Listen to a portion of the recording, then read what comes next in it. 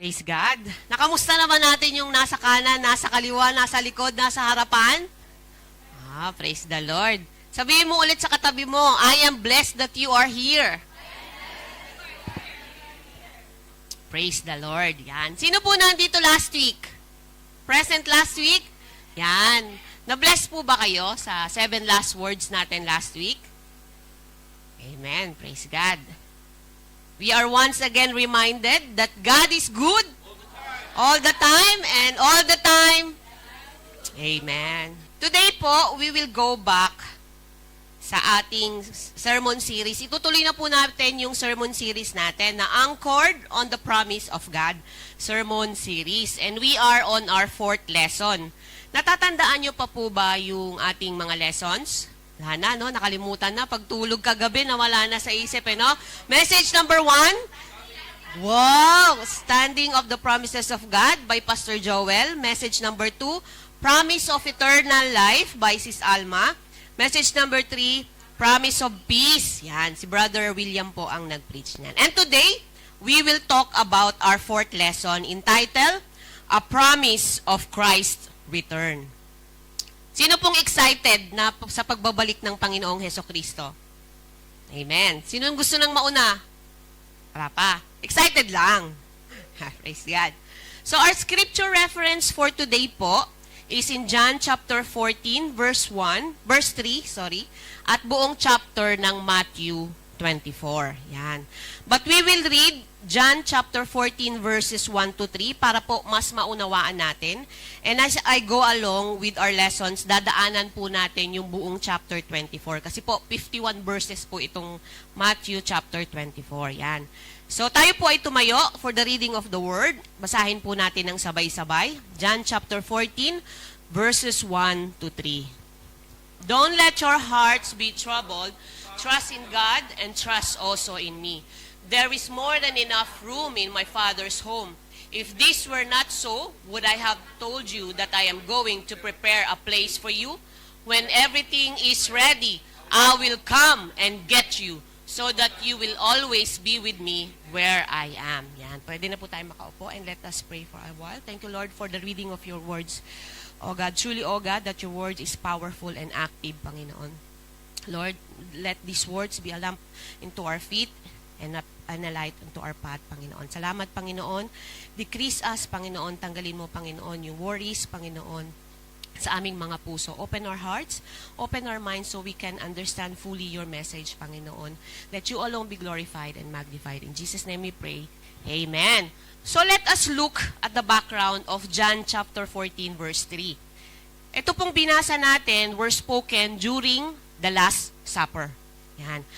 Kailan nangyari yung Last Supper? The night before the crucifixion, Jesus' crucifixion. So bakit po nasabi ng Panginoong Hesukristo itong verse natin? Kasi po, yung pong 12 disciples ay nalilito, natatakot at nalulungkot dahil sinabi ni Jesus na malapit na siyang umalis. Yan.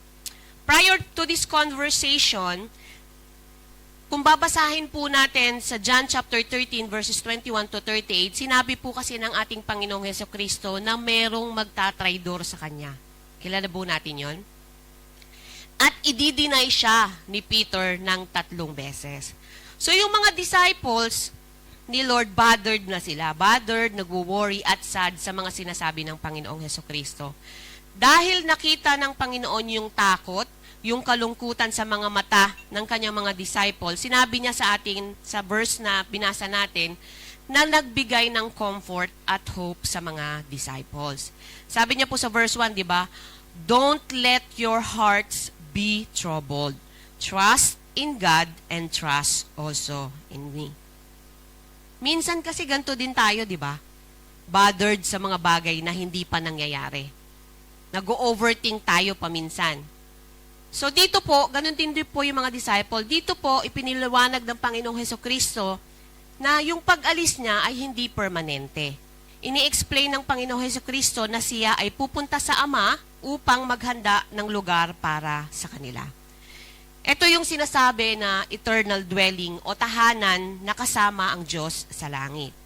Ipinangako ng Panginoong Hesukristo na babalik siyang muli upang kunin ang kanyang mga tagasunod para makasama niya magpakailanman. Amen? So what does John chapter 14 verse 3 means to us today? John chapter 14 verse 3 is a promise to all who believe in the name of the Son of God. Hindi lang po ito tungkol sa heaven, kundi tungkol din po ito sa second coming of Christ. Kung saan titipunin po niya ang kanyang mga tagasunod. Actually, marami po tayong mababasa nito. We can also see scripture references in Acts chapter 1 verse 11 and 1 Thessalonians chapter 4 verse 16. Sabi po doon, "Men of Galilee," they said, "why are you standing here staring into heaven? Jesus has been taken from you into heaven, but someday He will return from heaven in the same way you saw Him go."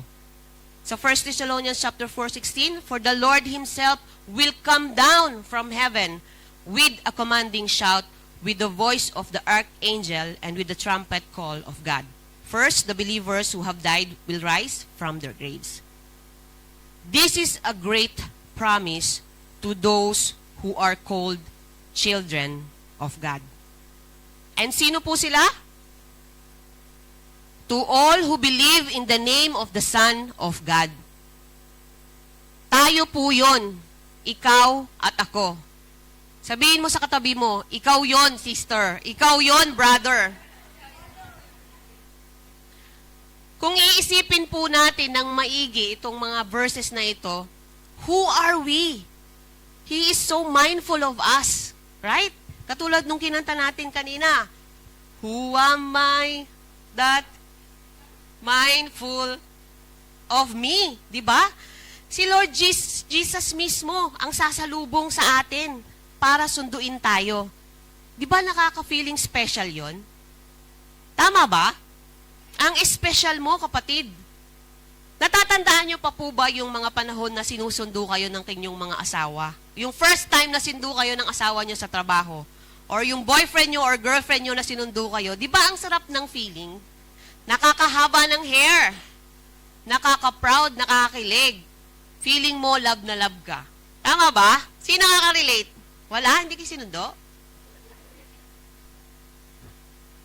Yung pakiramdam na yun, pakinggan nyo, ramdamin nyo ulit, doble pa doon yung pakiramdam na yun.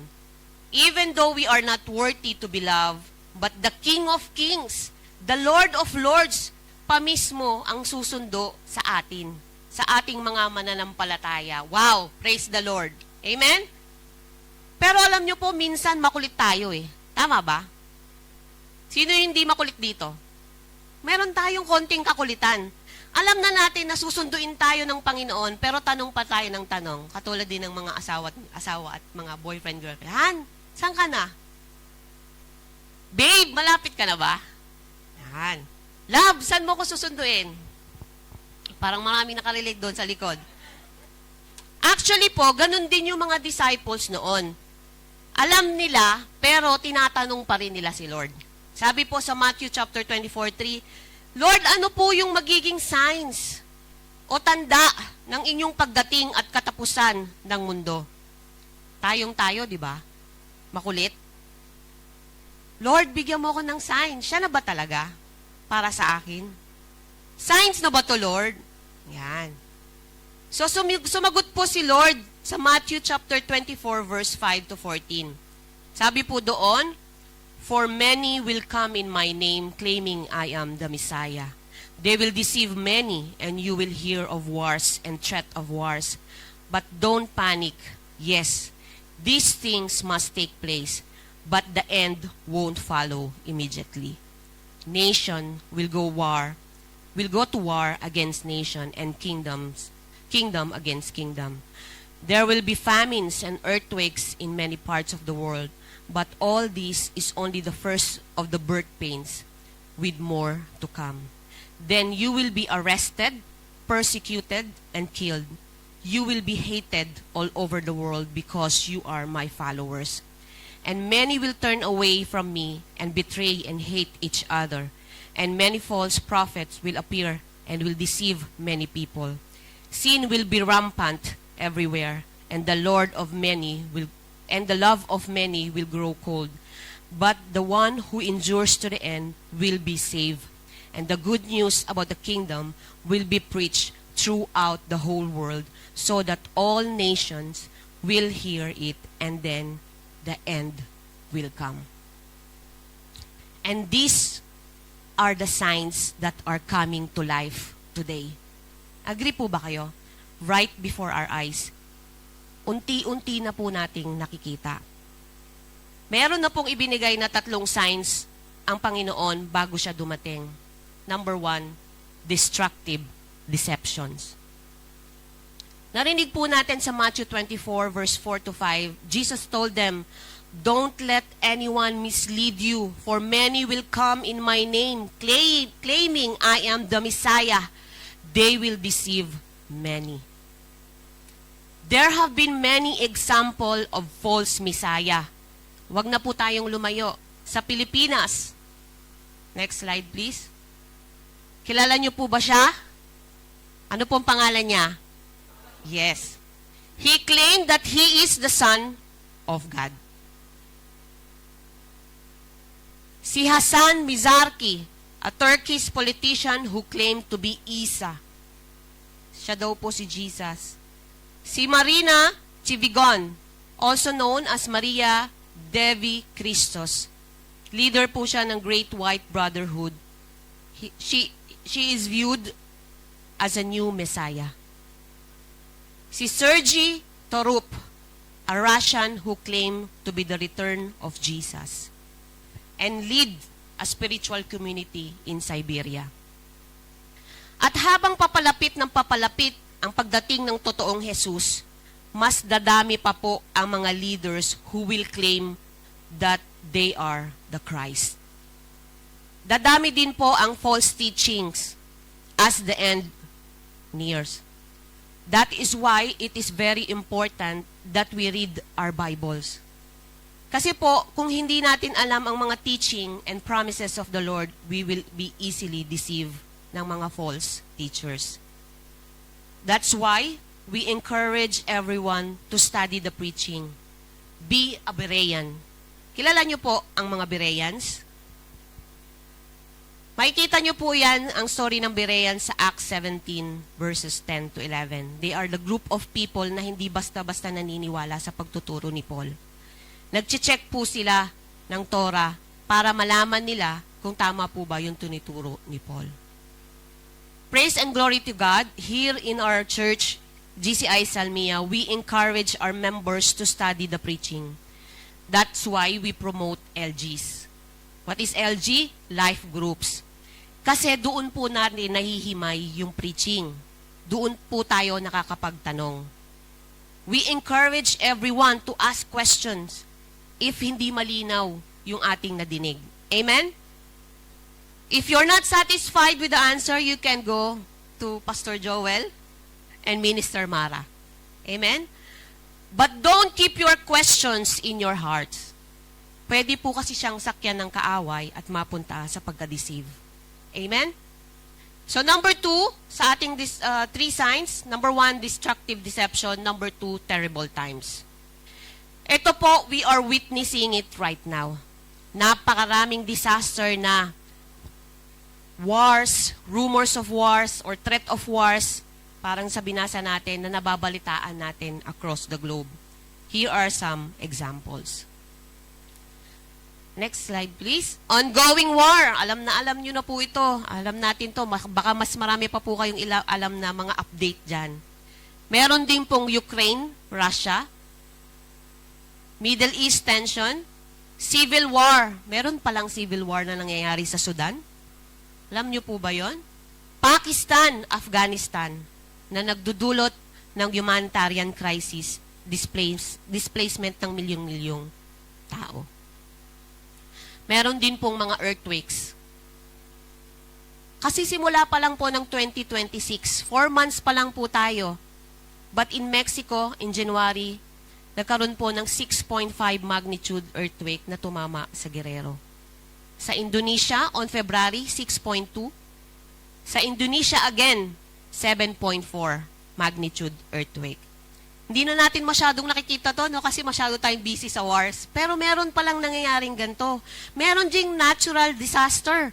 Sa Yemen flood, March lang po, nagkaroon ng intense rain affecting over 83,000 people. Sa Ethiopia, nagkaroon ng floods and landslide nitong March lang din po, March 10, South Ethiopia. Causes flood and landslide resulting in at least 96 deaths. Sa North America, meron pong nangyaring winter storm. A massive storm, heavy snow, and freezing rain affecting Canada and USA, forcing them to declare state of emergency. Meron din po sa Chilean wildfires. May wildfire din po nangyari ng January and February. At wag na po tayong lumayo sa ating mga bansa in Philippines ngayong April. Is experiencing significant volcanic activity, primarily in Mayon Volcano. Nasa alert level 3. Sa Canlaon Volcano in Negros and Bulusan Volcano is also alert level 1. Isipin po natin kung sabay-sabay yan pumutok.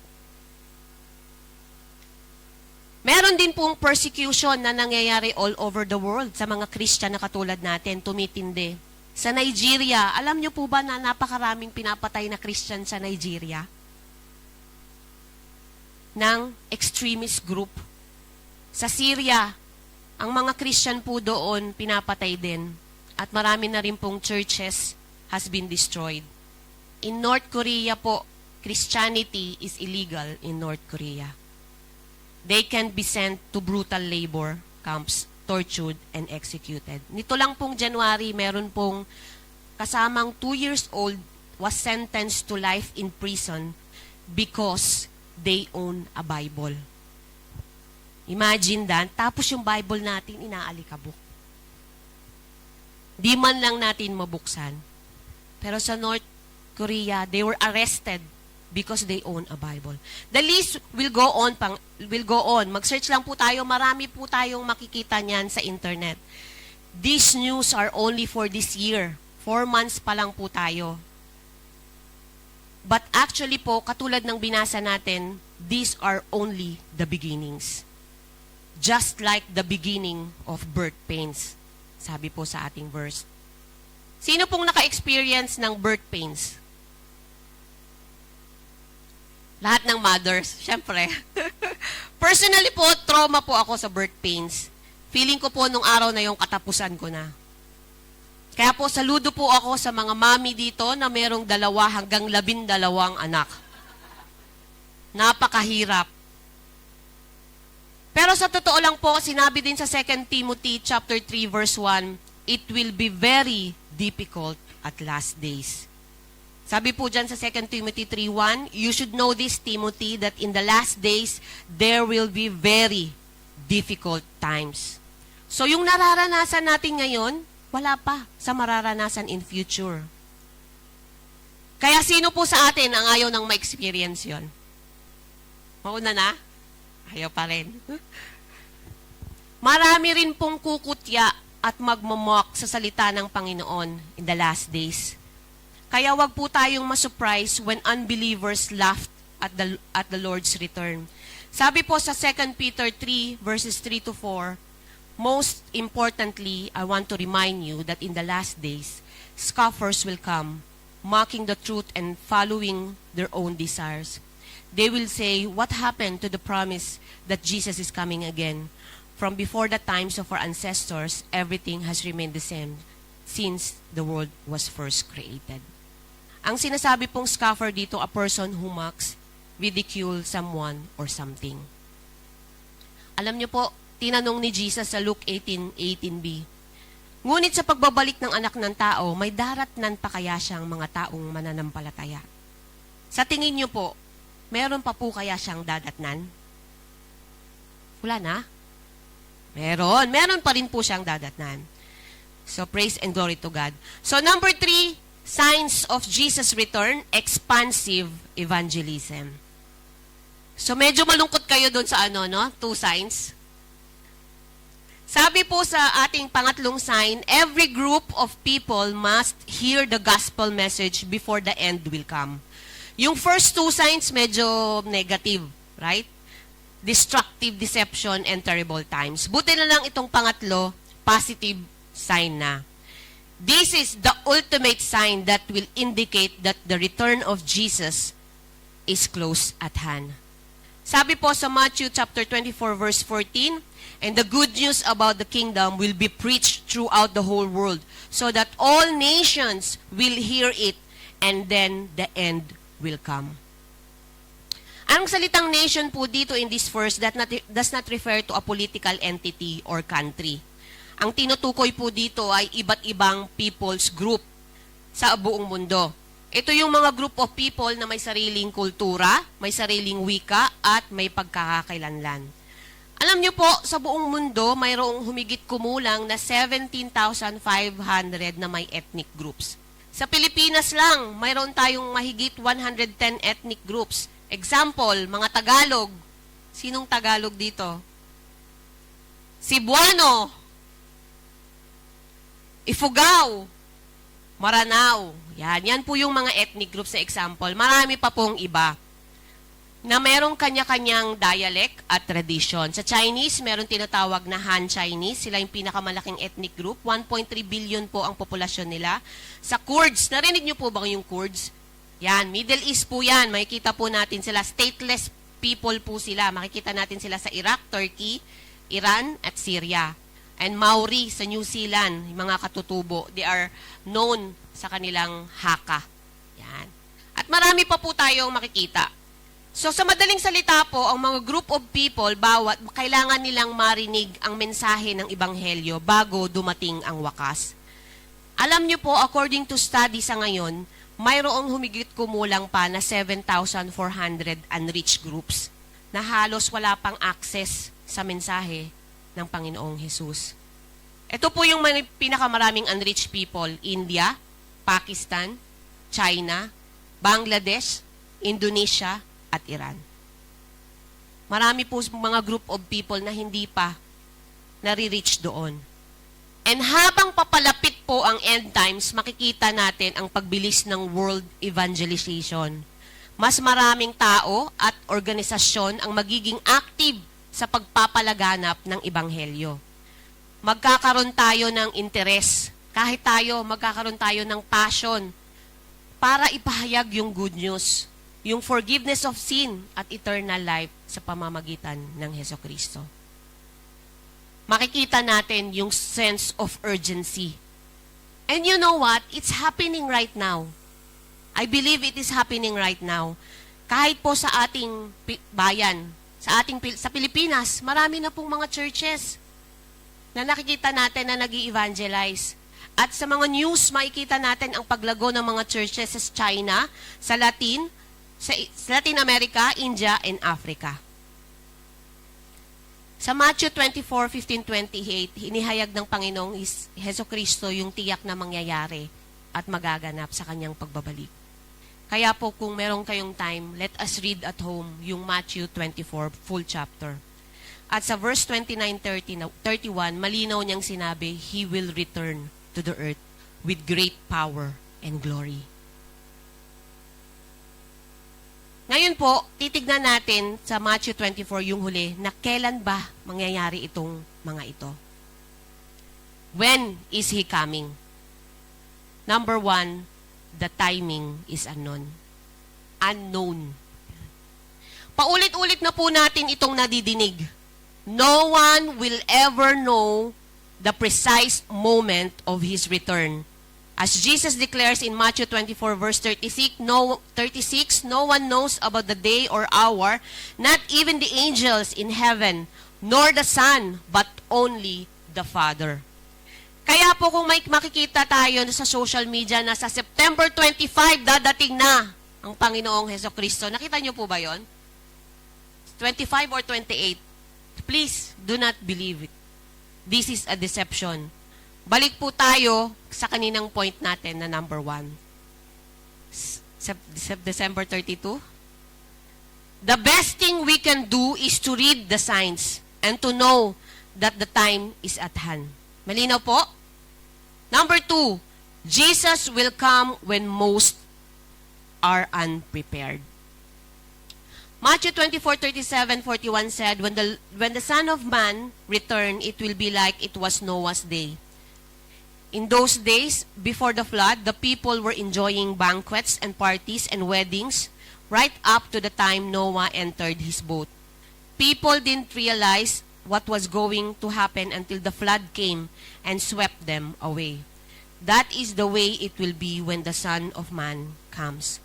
2 men will be working together in the field, and one will be taken and the other left. 2 women will be grinding flour at the mill, and one will be taken and the other left. Alam niyo po, habang ginagawa ni Noah yung ark, nag-i-evangelize din po siya. He continues to warn people tungkol sa pagdating ng judgment ng Panginoon. Pero ano pong ginawa ng mga tao sa panahon niya? Pinagtawanan po nila si Noah. At sinabi nila na hindi naman mangyayari yan. Katulad din po ng panahon sa ngayon, maraming tao ang nagdududa at kumukutya. Yung tama, ginagawang mali, at yung mali, ginagawang tama.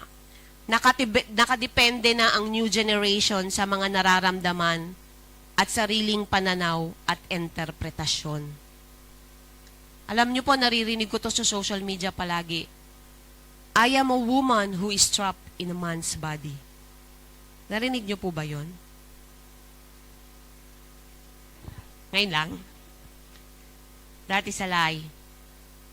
Ang ark po ang naging kaligtasan ni Noah at ang kanyang pamilya mula sa baha. Pero ngayon, si Hesukristo ang ating ark of safety.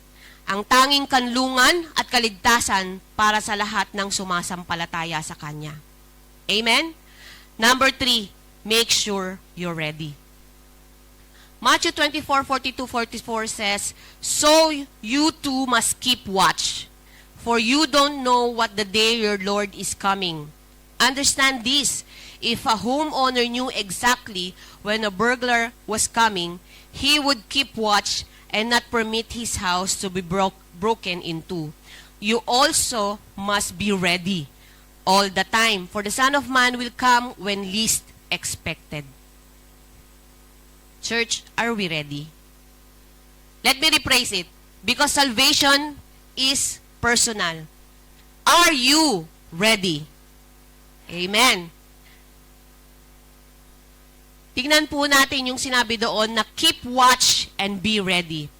Tulad ng isang magnanakaw, darating po ang second coming na hindi inaasahan at walang babala. Biglaan at hindi inaasahan ng marami.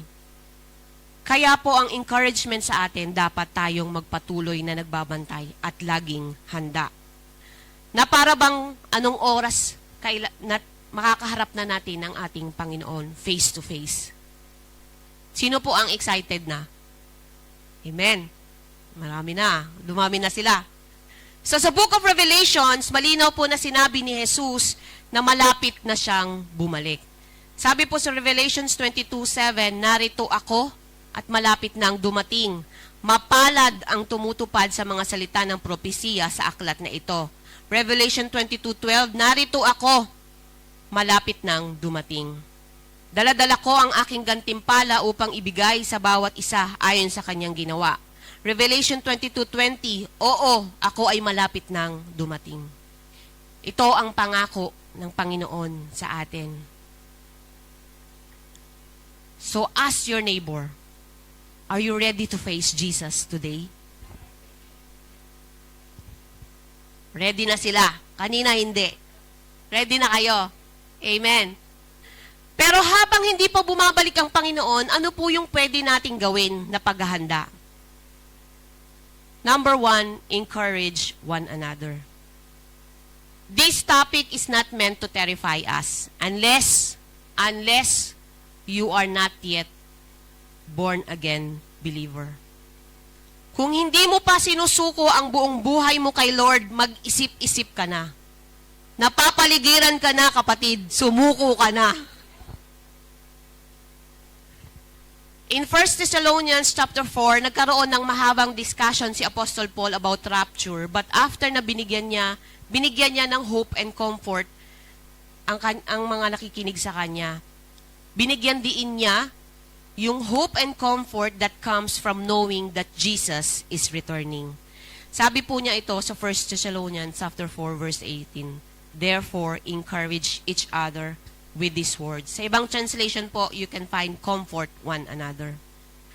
Alam niyo po yung naunang mga Christian, ang greetings po nila, Maranatha. Who literally means, Come, Lord Jesus. Grabe yung mga dating Kristiyano, ready sila, no? Kaya sabihin mo sa katabi mo, Maranatha. Maranatha. Yan. So how can we encourage one another? Do not miss the service. Kung kaya naman ang schedule natin, be here, be present. Attend po tayo ng mga LGs. Attend po tayo ng mga trainings. Kung kaya naman ng time, huwag mawawala sa fellowship. Marami tayo niyan dito sa Salmia. Yan. Piliin natin na makasama yung kapwa nating mananampalataya kesa hindi mananampalataya. Amen? And number 2, live pure lives. Kung tayo po ay namumuhay pa rin sa intentional, willfully, knowingly, and deliberately sin, magpasa hanggang ngayon, let's ask ourselves, would I want to be doing this when Jesus returns? Wouldn't it be terrible to be ashamed when Jesus comes back? Sabi po sa 1 John 2:28, and now, dear children, remain in fellowship with Christ, so that when He returns, you will be full of courage and not shrink back from His in shame. You know po, we don't have to sell everything and move to the wilderness to wait for the Lord. May mga grupo po na ginawa ito eh. Pumunta po sila sa bundok. Kasi nga, September 28, di ba? Dadating na daw si Lord. So, pumunta po sila sa bundok at inantay si Lord. Pero anong nangyari? Muwi din sila. Kasi nga, walang nakakaalam, di po ba? We don't have to sell and move to the wilderness to wait for the Lord. We can be ready wherever we are. We just need to remain fellowship with Christ. Matthew 24 ends with a challenge to be faithful and wise servants. Be faithful today and you'll be ready today. Be faithful tomorrow and you'll be ready tomorrow. Be faithful next week and you'll be ready next week. Be faithful always and you'll always be ready. Sa mga unbelievers, they follow a YOLO principle. Alam niyo po yung YOLO? Y-O-L-O. You only live once, kaya pwedeng gawin ng lahat. Pero sa ating mga believer, we should follow Y-O-L-J. You only live for Jesus. Make every day count for Him as if today is His return. If we knew that Jesus was coming tonight at 8 p.m., what would you do differently? What changes would you make? One thing is sure, one day He will return. Therefore, let's live in light of His coming today, because every day we move closer to Christ's return. Ano pong pwede natin gawin habang inaantay po natin ang Panginoong Hesukristo? Encourage one another, live pure lives, and number 3, ask Jesus to save you. If you have not surrendered your life to Jesus yet and has not received His salvation yet, today is the day of salvation. Sabi nga ni Brother Jess. Not tomorrow, today. Be reconciled with God before it's too late. 2 Peter 3:9-10 says, the Lord isn't really being slow about His promise. As some people think, no, He is being patient for your sake. He does not want anyone to be destroyed, but wants everyone to repent. But the day of the Lord will come as unexpectedly as a thief. Then the heavens will pass away with a terrible noise, and the very element themselves will disappear in fire, and the earth and everything on it will be found to deserve judgment. The consequences are huge. And what's at stake is eternity. If you haven't placed your faith in Jesus for the forgiveness of sins, you will face serious trouble when He returns. Your judgment will be certain, fast, and severe. So don't be left behind. Sabihin mo sa katabi mo, don't be left behind.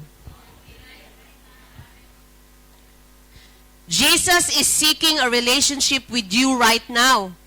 Respond before it's too late.